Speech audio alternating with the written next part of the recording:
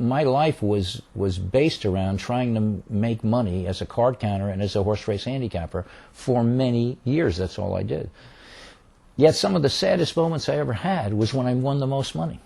It was almost kind of a realization saying, that's all it is. And sometimes it could be lots of money, like 40, 50,000 or more in one afternoon. And I would be depressed because it didn't take the place of other things that were, all of a sudden erupting in my soul as more important. During one of those experiences, after a wonderful winning day at the racetrack and the depression setting in, I was on the Long Island Expressway heading back to New York. And I was listening to a self-help station telling you how you can get your life in order, and I switched it over to a religious station, and the guy is saying, hey, Jesus doesn't want you to sit on your tail. If you want to get some help, go on out and do something for yourself, help somebody else. Jesus will be right with you and you'll feel better. That sounded good to me.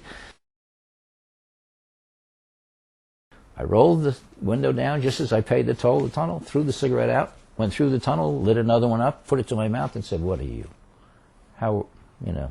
You're weak. Rolled the window down, threw it out again, and I never smoked again. So through a depressing time, I got to self-help, and so I'm getting to the church now. So I decided to tell that story, because I told that story to one person, and a week later they told me they stopped smoking. I said I should share this with other people. So I started on that basis, told the story, put it up in a podcast, put a little self-help thing here, this Church of the Trainwreck motion chart, which is a little thing that you do every Monday morning to do kind of what I did, and it says, think of how you'd like to be 5 years from now in the following areas of your life, and then take immediate steps toward achieving that goal. And one area is in your relationships. Think about it. You do something. Next, in the area of your job, you think about it, and you write it down, whatever you do. It just takes you about an hour. In the area of your finances, do something. In the area of your health, do something. And then I added another one in the area of kindness and generosity. Is there something you can think of to be good to your fellow man that you haven't done in the last week or something? So I put those little things down. I know it started making me feel good. And I'm really angry at kind of the stance we had when we went in there. It's not just the arrogance. To me, it wasn't about whether it's right or wrong or something like that. And I don't position myself now to say that. I just like when we're going in, if we're going in to help people, then we should go in a caring way, and every stance that we take should be that way. We should be protecting people as we do it, and every step along the way make sure that we know that the people we're passing by in the streets, that they're going to have a little bit better a situation in their houses, in their villages, than they had before we got there. And if we went that way, I would have been a lot happier. Nice way of putting it. I should talk about this anyway. This is about the most important part of my life right now that I'm going through. For other reasons. My ex-wife, the mom of my kids, my soulmate, my childhood sweetheart, Joan, was diagnosed with cancer early in the year.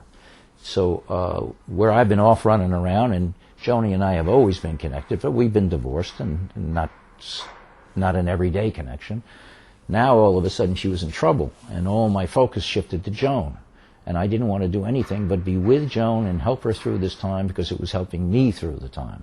So we spent all this wonderful time for the last year now getting close, figuring out how to handle these things together and what to do about them, figuring out the doctor thing and the care and what the tumors meant. And I all of a sudden found myself trying to be a doctor and learn what they learned and study things. And it was for Joan, and there was a lot of love there, and so walking down her walk now and seeing the flowers and seeing pictures in the house, now I feel more a part of that. Whereas before I was the outsider coming, now I'm very much a part of it. Joan is doing great. She's had an operation. She's feeling great. She's the most giving person, and she's the best patient you ever saw. She recovers from these damn things like nothing, and she doesn't ever want to give anybody any problems. So right now she's great. She looks as good as ever, and we'll take one day at a time. And with that, but that's to me love. The love I get back from Joan and the spirit of what I just talked about, that loving Joan the way I love her and letting myself go there has been the most joyous love that I've felt. I can't tell you, it doesn't get better than that.